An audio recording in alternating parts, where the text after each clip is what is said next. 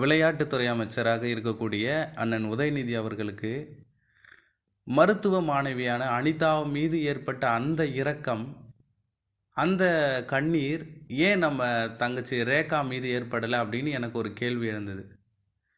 ஏன் அப்படின்னா, உங்கள் எல்லாருக்குமே தெரிஞ்சிருக்கும், சகோதரி அனிதா நீட் எக்ஸாமில் தோல்வியில் இறந்து போனது எல்லாருக்குமே தெரிஞ்ச ஒரு விஷயம். நம்மளுடைய ரேகா சகோதரியும் கிட்டத்தட்ட அந்த மருத்துவ கனவோடு தான் பயணிச்சுக்கிட்டு இருந்தாங்க. அப்போது நம்மளுடைய உதயநிதி அண்ணன் என்ன பண்ணுவாருன்னா, அவ்வப்போது நீங்கள் பார்த்துருப்பீங்க, நிறையா மீடியாக்கள்லையாக இருக்கட்டும் இல்லை மீட்டிங்லேயா இருக்கட்டும் பேசும்போது அனிதாவை பற்றி பேசினாலே அண்ணன் அழுவ ஆரம்பிச்சிருவார், கண்ணில் தண்ணி கொட்டும், அந்த மாதிரிலாம் பார்த்துருப்பீங்க. அப்போது அந்த அனிதா மீது வந்த அந்த இரக்கம் ஏன் ரேகா மீது வரல அப்படின்றது தான் என்னோட கேள்வி. ஏன் இது வரைக்கும் ஒரே ஒரு அறிக்கை கூட அதை பற்றி பேசலை, ஒரே ஒரு காணொலி கூட வெளியாகலை இன்னமும்? இந்த விஷயத்தை கேட்டு எனக்கு ரொம்ப மனசு கஷ்டமாக இருக்குது அப்படின்னு எதுவுமே சொல்லலை. அவர் மட்டும் கிடையாது, மாண்புமிகு முதல்வரும் சரி, மற்ற பெரிய பெரிய அரசியல்வாதிகளும் சரி, இன்னும் அதை பற்றி பெருசாக பேசலை.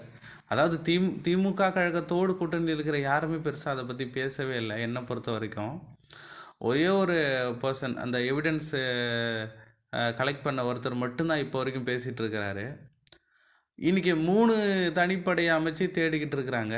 இங்கே உள்ளூரில் இருக்கும்போது பிடிக்க முடியல. ஒரு பழமொழி சொல்லுவாங்கள்ல, உள்ளூரில் இருக்கும்போது ஓணம் பிடிக்க தெரில, அசலூரில் யானை பிடிக்க போகிறானா அப்படின்னு இந்த பழைய காலத்து பழமொழிலாம் சொல்லுவாங்களா, அந்த மாதிரி சென்னையில் இருக்கும்போது அவங்கள பிடிக்க முடியல, இப்போ பெங்களூரில் போயிட்டாங்க, அவங்கள போய் தேடி போயிருக்காங்களா. இதெல்லாம் கேட்குறதுக்கு ரொம்ப காமெடியாக இருக்கும். ஸோ என்ன சொல்கிறது அப்படின்னு எனக்கு தெரியல. ஒருவேளை அண்ணன் நியூஸ் பார்க்காம இருந்துட்டு என்னவா இந்த ஒரு வாரமாக அப்படின்னு கூட மக்கள்லாம் கேள்வி கேட்குறாங்கண்ணே. கொஞ்சமாக இதை பற்றி பேசுகிறங்க, இல்லை அப்படின்னா மக்கள் எல்லாம் நமக்கு பாடத்தை கற்றுக் கொடுத்துருவாங்க அண்ணே.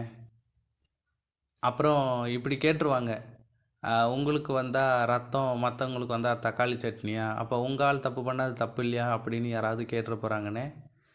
கொஞ்சம் கவனமாக இருங்க. வருகின்ற நாடாளுமன்ற தேர்தல்னு ஒன்று இருக்குது, ஸோ அதை மறந்துடாதீங்க அண்ணே. இது நான் பேசலை, நம்ம மக்கள் எல்லாம் கேட்குறாங்கண்ணே. இதுதான் நல்லதை பேசி நல்ல சமூகத்திற்கு விதையிடுவோம்.